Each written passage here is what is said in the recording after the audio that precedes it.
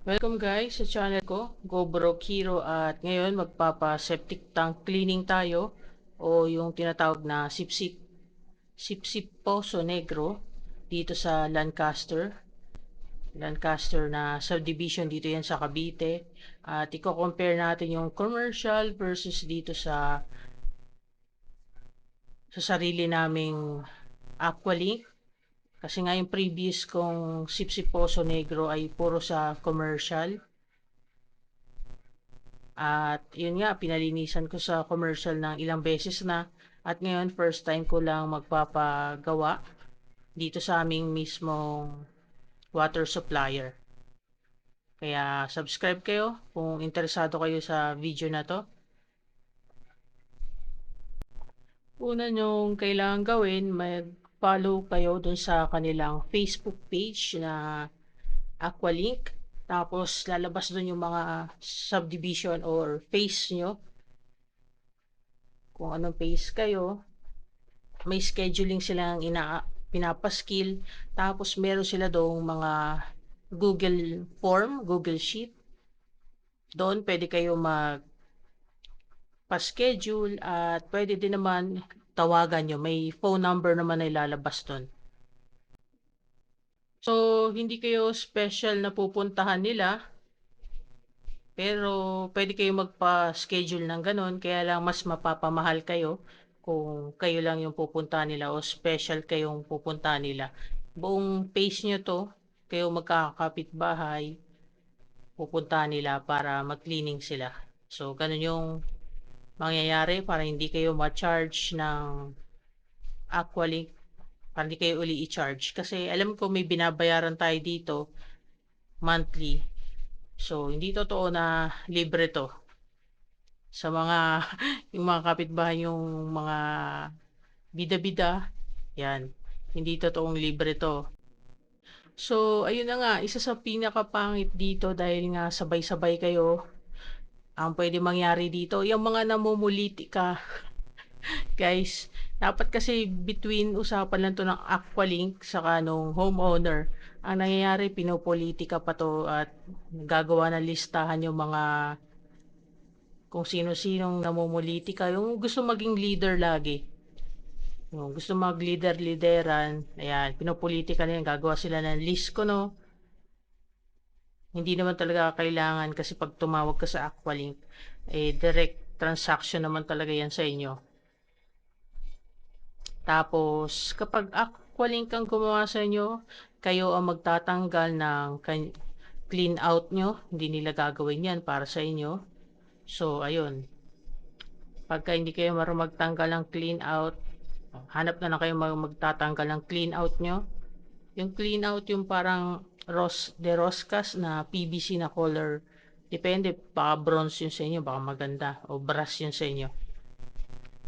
So, yung sa amin kasi plastic lang yung clean out namin. Nakikita nyo naman yung bilog na orange na takip. Yan yung clean out. Pag wala kayong ganyan, magbabayad kayo ng extra para tibagin yung mamagawa ng butas. So, hindi ko lang alam kung kasama sa cover, yung gagawa nila ng cover o yung babalik nila yung nabasag na takip sa payment. So, ayun. Sa amin, 800 yung charge daw nila sa mga walang clean out na titibagin, pabasagan ng simento para lang mapasukan itong hose na to. So, yung sa amin clean out namin ay size, di ko maalala kung size 4, parang size 4 to. Size 4 na clean out. Pero may pinapasok na silang tubo pa na mas maliit. Tapos yung septic tank namin hindi hindi siya plastic o yung fiber. Kasi may mga bahay dito na fiber o plastic yung kanilang septic tank na mas maliit. So yun yung unang pangit. May chance na politikahin pa ng inyong kapitbahay at kung ano-ano sabihin. Kasi sa GC namin, ano daw yun eh. Nagagalit siya kasi may mga nakaka-park sa labas. Sa amin naman, wala. Libre na nga lang daw to, parang ganun, kung ano-ano pa sinasabi niya. Which is, hindi nga to libre. Kasama to sa monthly payment natin. charge 'to monthly kaya palinis kayo or pagka ayaw niyo sa kanila, sa commercial niyo pagawa, mas maganda talaga sa commercial para sa'kin. Kasi 'to sila, hindi nila hihigupin yung sa tubig, yun lang kukunin nila yung sa solid. Pero yung commercial sa experience ko, lagi nilang kinukuha na din yung sa tubig. Tapos yung paghigop nila ng solid, hindi talaga siya yung babanlawan pa talaga. Katulad sa commercial na binabanlawan pa nila. Talagang mas madami silang hahakuting sludge kesa ito. Parang okay, tapos na. Parang ganun sa kanila. Kahit na may kita mo na may marami pa talagang dumi. Sa commercial nga, papa-on pa nila yung gripo mo para pumunta doon nga sa septic tank at mahigop yung mga sludge. Tapos, ang pangit sa commercial, medyo may chance na pipilitin kanila, kukulitin kanila na mag-dive sila. Gusto nila kasi mag-dive doon dahil malaki yung bayad nun. Yun lang ang pangit sa commercial, may kakulitan, pagpilit nila na gusto nilang bumaba nga. Meron silang gustong tao na bababa doon sa septic tank nyo para maglinis. Pero kaya naman i-manage siya na tatanggihan nyo. Medyo mahirap lang kasi talaga ipipilit nila. So baka mainis kayo. Pero kaya naman, nagagawa naman paraan na para hindi nga, para sabihin nga sa kanila na pahigop lang ang, sabihin nyo na lang, ganun lang yung budget ko. Para hindi na kayo kulitin siguro. Tapos may chance pa dito, pag sa Aqualink kayo, yung mga kapitbahay na hindi registered o hindi nagrehistro, may chance pa na maagawan kayo ng slot kasi nga may mga namumuliti ka dito kaya halimbawa yung kapitbahay, close niya si ganito, o punta mo si ganito, si ganyan. Tapos may kita mo naman yung iba nagbibigay.